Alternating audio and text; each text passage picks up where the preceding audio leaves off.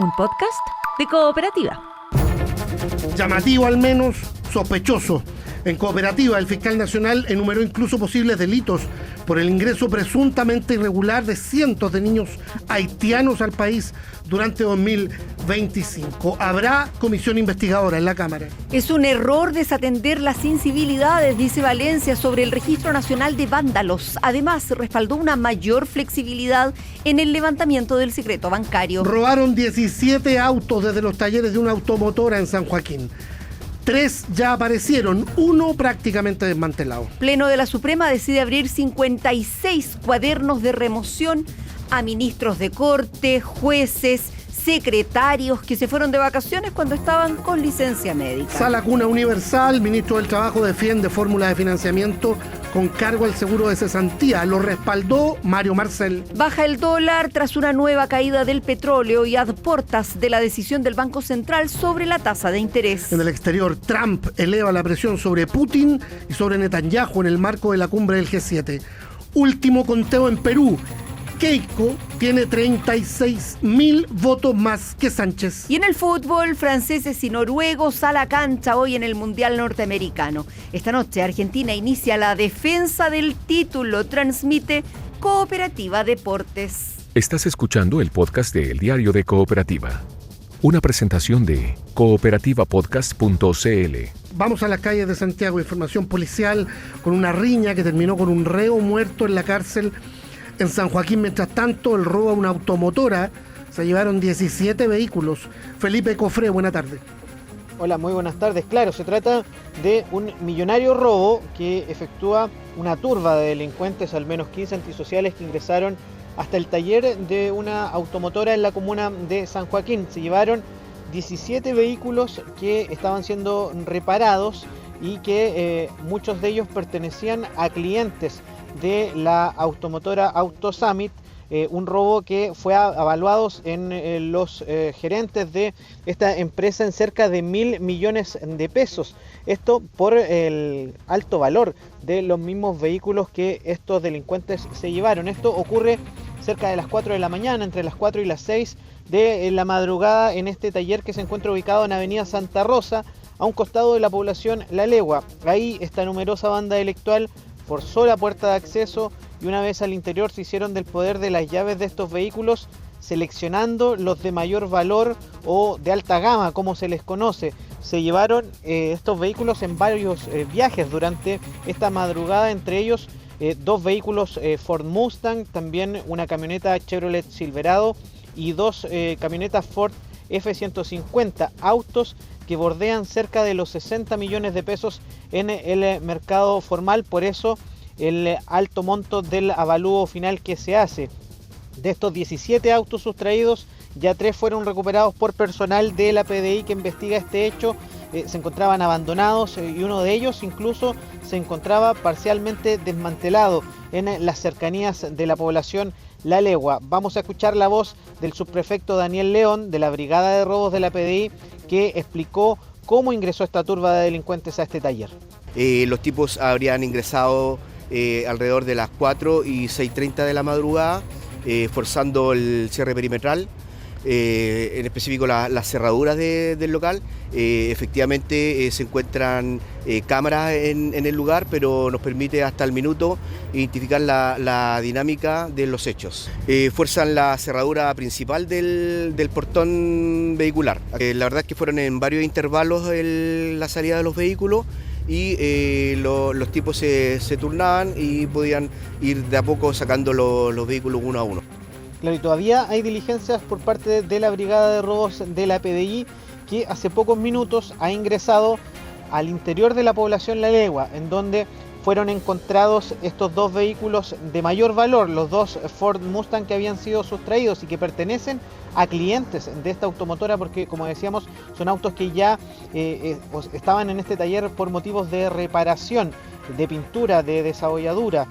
También más temprano se había encontrado un primer vehículo, un vehículo marca Toyota Race, que es el que se encontraba desmantelado a la entrada de la población La Legua. Vamos a cambiar de tema, nos vamos ahora a la cárcel Santiago Sur, ubicada en Avenida Pedro Montt, donde se investiga el homicidio de un reo que estaba condenado por hurto tiene 35 años, él recibe una puñalada en el cuello en medio de una riña con otro interno de 34 años que cumplía una condena por robo con violencia. Este hecho ocurre al interior de la calle 11 de este recinto penitenciario y se investigan los motivos que originaron esta discusión. El fiscal Felipe Olivarí, fiscal metropolitano Centro Norte, entregó más detalles. Se produce una pelea, una riña entre dos internos y la víctima recibe una herida con un arma cortopunzante, es decir, un puntazo o puñalada en el sector de su cuello, lo que le provoca finalmente minutos después el fallecimiento, a pesar de que fue trasladado al hospital del Penal y posteriormente derivado por urgencia al hospital Barros Luco. Finalmente termina falleciendo a raíz de esta herida cortopunzante en la zona cervical, específicamente en el cuello.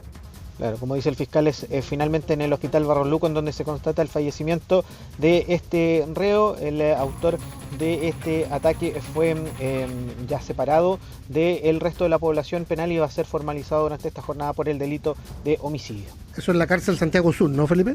Cárcel Santiago Sur, que está ubicada también en el barrio penitenciario donde está Santiago 1, donde está la ex penitenciaria. Claro, y donde se quiere hacer un nuevo recinto o ampliar el Santiago 1, ahí está la polémica. Lo último, dijiste que 3 de los autos robados en San Joaquín ya los encontraron, entre ellos los 2 Ford Mustang. Sí, son autos que tienen un valor de cerca de 60 millones de pesos, son los autos más caros de los que se robaron, que fueron encontrados abandonados al interior de la población La Legua. Posiblemente se dejaron ahí hibernando, como se dice en la jerga, claro, para después llevárselos a otro lugar o también desarmarlos, como lo habían hecho con el Toyota Race, que fue encontrado más temprano, que no tenía ruedas, incluso parte del motor también habían sido desmanteladas. Hay un Mustang GT Premium, 56 millones, y un Dark Horse Premium Mustang, 62 millones de pesos, nuevecito de paquete. Eso vale, ¿no? Gracias, Felipe. Buenas tardes. El gobierno cifró en más de 200 los menores haitianos que ingresaron a Chile sin el registro adecuado. La Fiscalía investiga un eventual tráfico de migrantes. Desde la bancada republicana se anuncia una comisión especial investigadora. Mariano Reyes, buenas tardes. ¿Qué tal, Verónica? Muy buenas tardes. Estamos hablando de más de 200 menores de edad haitianos que ingresaron a nuestro país bajo el programa de reunificación familiar y que hoy por hoy no se tiene registro de su paradero. El Servicio Nacional de Migraciones entregó estos antecedentes al Ministerio Público para que se investigue en una arista penal qué pasó en esta situación. ¿Cuáles son estos antecedentes? Primero, no hay una lista concreta de quienes abordaron los vuelos charter entre enero y abril de 2025 en este contexto. Hay registro de adultos que quedaron a cargo de una treintena de niños y niñas. Tampoco se hizo un cruce de datos con la dirección donde iban a parar estos niños, niñas y adolescentes. Y esta mañana, en conversación con el diario de Cooperativa, el fiscal nacional Ángel Valencia hizo el énfasis en las diferentes métricas regulatorias que tienen países vecinos en comparación al nuestro. Pasemos a escucharlo. Una vez que se esclarezcan los hechos, vamos a saber si fallaron nuestros controles o simplemente fueron burlados o insuficientes, ¿no? O vulnerables. Nosotros tenemos toda una institucionalidad, ¿no? Que nos caracteriza y que nos fortalece, pero todos nuestros vecinos o nuestros países hermanos no tienen esa institucionalidad. Esta fragilidades institucionales que se presentan en algunos de nuestros vecinos a nosotros suelen resultarnos llamativas, suelen ser sinónimos de vulnerabilidades, y por eso cuando aparecen vuelos con cientos de niños, con muy pocos adultos responsables, hay antecedentes que incluso habrían llegado algunos de esos niños para reunificarse con padres que ya habían fallecido. Por eso estamos abriendo la investigación penal y no nos quedamos simplemente con el comentario, ¿no?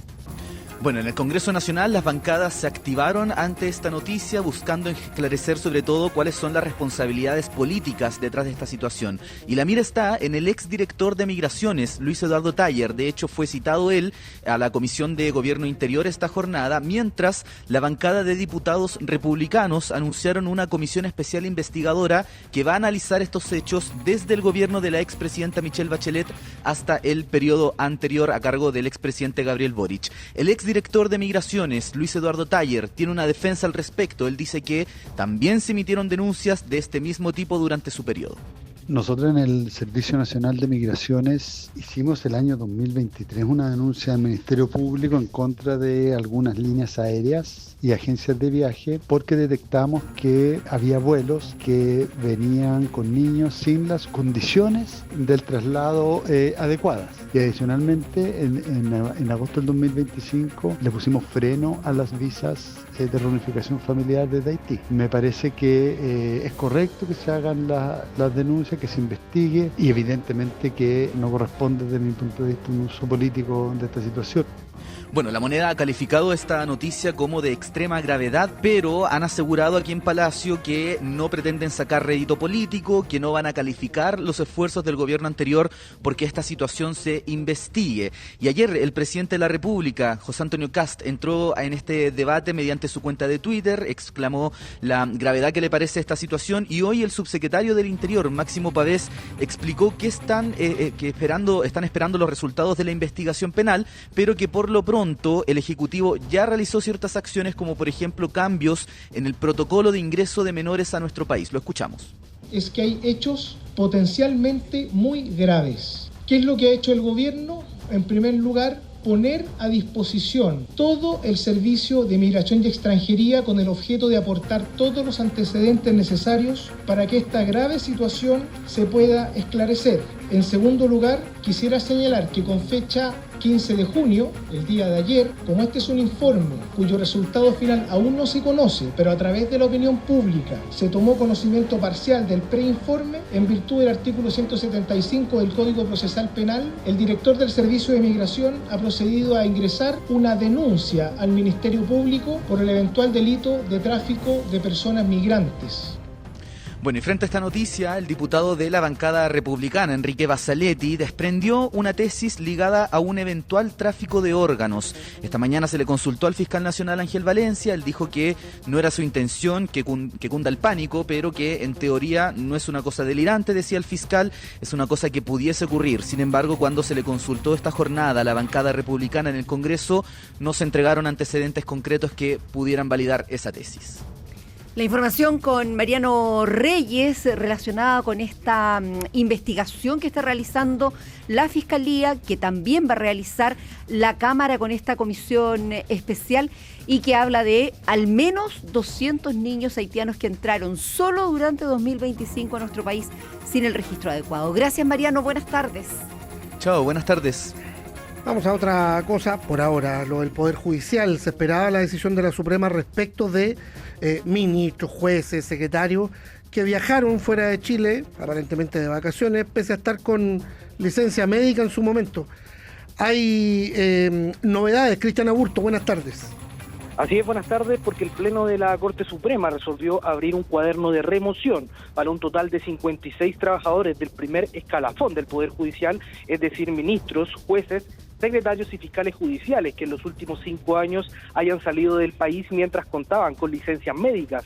Hoy se determinaron 42 de estos casos y el lunes pasado se habían abierto otros 14 cuadernos de remoción, por lo que en total son 56 para quienes se iniciará un proceso investigativo formal con el fin de determinar si incurrieron o no en prácticas de mal comportamiento, lo que incluso si se acredita que hubo una falta grave al ejercicio de sus funciones, podría culminar para algunos en una eventual destitución de sus funciones en el Poder Judicial. En total los casos discutidos fueron 104, en 48 de ellos se rechazó abrir un cuaderno de remoción por distintas razones, entre las cuales está que tenían algunos COVID-19. Entonces, el lunes se rechazó un caso, el martes 25 se rechazaron, y hoy pasó lo mismo con otros 22 trabajadores del Poder Judicial, pero de aquellos, en 9 casos la votación resultó un empate, lo que según los estatutos de la Corte Suprema, eso significa que se rechazaba esta moción. La presidenta de la Corte Suprema, Gloria Ana Cevesic, fue quien comunicó la resolución del Pleno del máximo tribunal, por lo que explicó cuál es el proceso al que se enfrentarán a quienes se le abrió el cuaderno de remoción. Se acordó en votación dividida lo siguiente: se decretó abrir cuaderno de remoción en 42 causas, se desestimó abrirlo en 13 casos y en 9 se produjo empate. Como éramos 16, 8 estábamos por abrir cuaderno de remoción y 8 por no abrirlo. Ahora lo que corresponde es notificar la resolución adoptada en el día de hoy y acto seguido se procede a la apertura del cuaderno de remoción. Pueden pedir alegatos y consecuencialmente escucharlos en la audiencia ordenada para dicho efecto. Bien, ayer el Pleno de la Corte Suprema escuchó cada uno de los antecedentes sobre las interpretaciones de la Corte de Apelaciones de todo el país respecto a los plazos para perseguir este tipo de conductas. Inicialmente se habían determinado 2 años, pero el máximo tribunal hoy resolvió ampliarlo a 5, por lo que casos como el del juez Daniel Urrutia y el de la magistrada Karen Atala, que habían sido sobreseídos por prescripción, podrían estar dentro de los 56 a los que se le abrió el cuaderno de remoción, aunque desde la Corte Suprema no especificaron si esos casos están considerados o no. La diputada del Frente Amplio, Lorena Fríes, afirmó que la práctica de salir del país con licencia médica tiene que ser sancionada. Su par republicano, Juan Irarrázaval, dijo que lo que realizó la Corte Suprema está bien encaminado con el fin de que se pueda recuperar la confianza en las instituciones. Esta práctica abusiva a nivel nacional en los funcionarios públicos, sin duda que tiene que ser investigada y tiene que ser sancionada, y así se empezó a hacer en el gobierno pasado. Que ahora el Poder Judicial inicie sus procedimientos internos disciplinarios y abra cuadernos de remoción para esos jueces, me parece que está dentro de las potestades y de lo que debe hacer el Poder Judicial. A mí me parece muy bien que la Corte esté ordenando la casa después de vivir su parte en la crisis institucional que hemos vivido como país y ejerza efectivamente su rol superior de control dentro del Poder Judicial. Es precisamente eso lo que hay que hacer, no solo para hacer justicia, sino también para recuperar la confianza en las instituciones. Bien, en total entonces 56 aperturas de cuadernos de remoción para trabajadores del primer escalafón del Poder Judicial.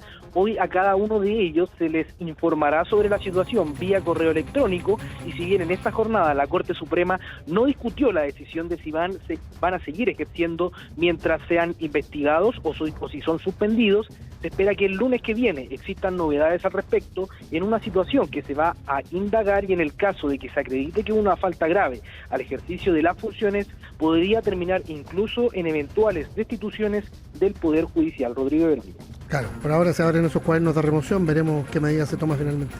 Gracias, Cristian. Buenas tardes. Cambiamos de tema, miramos